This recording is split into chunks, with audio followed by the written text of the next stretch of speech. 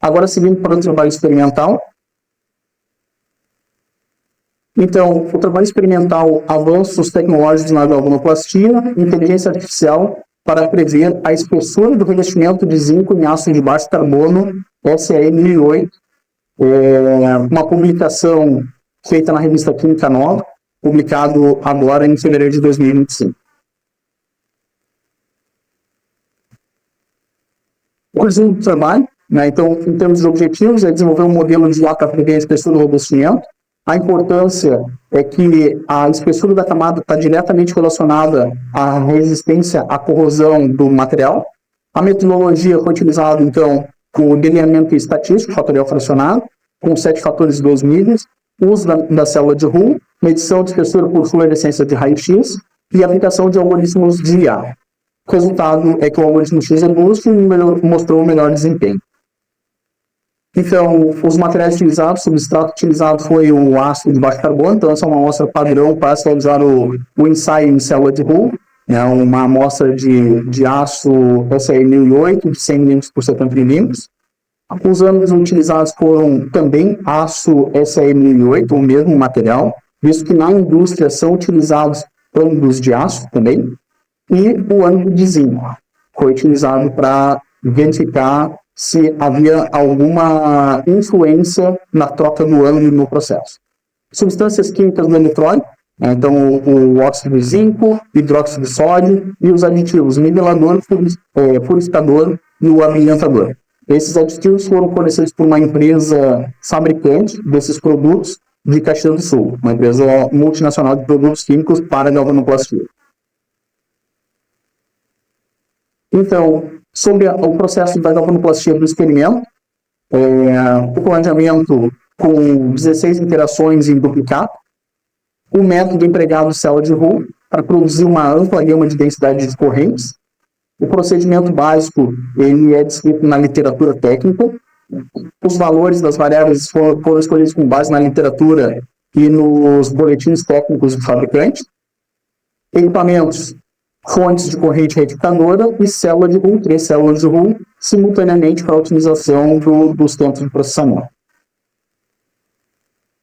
Em relação à sequência do processo, nós temos as etapas 1, 2, 3 e 4, que são preparações das amostras, e nós temos depois o experimento de célula de Hull, né? Então, o planejamento, aqui está bancado no experimento, o planejamento do experimento, e a preparação dos banhos com os aditivos para posterior ensaio em célula de Hull.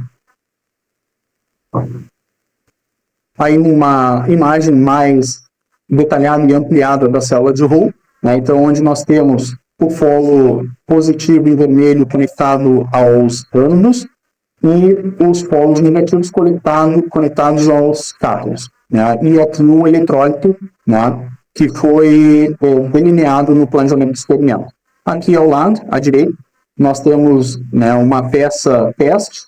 Essa foi o primeiro eletrólito que nós testamos, onde mostra a diferença entre o zinco eletrodepositado e o aço. As regiões de alta densidade de corrente e a região de baixa densidade de corrente.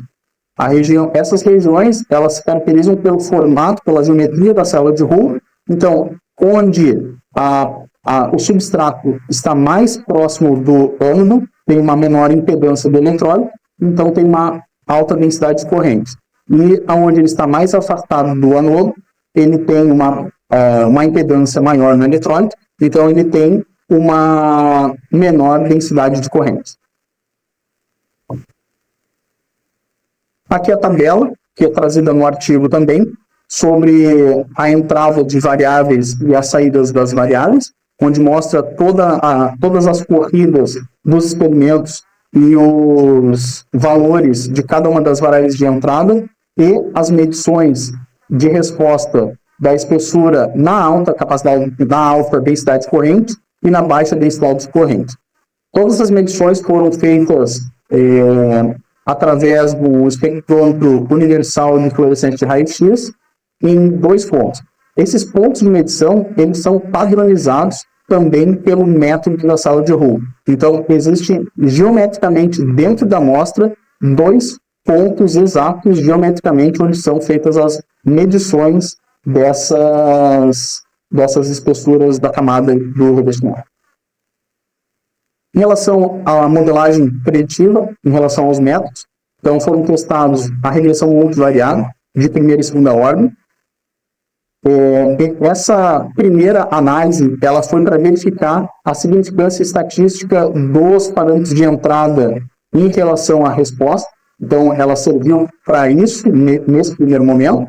E após a gente fazer a regressão multivariada de primeira e segunda ordem, fomos para os modelos de machine learning, regressão linear, random forest e diffusion reverse.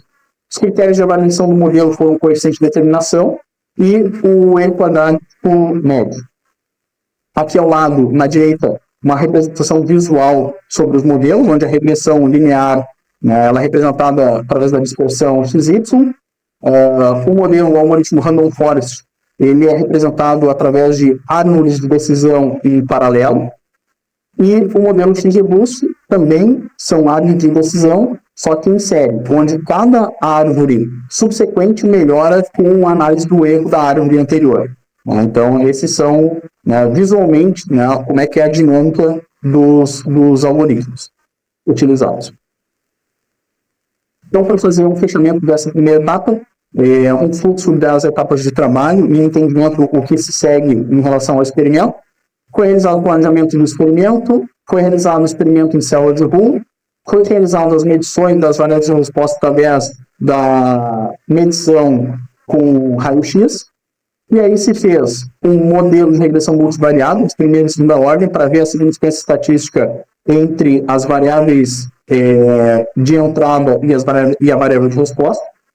Quando se verificou que existe representatividade entre as variáveis de entrada e saída, se fez a modelagem com inteligência artificial através dos 3 algoritmos.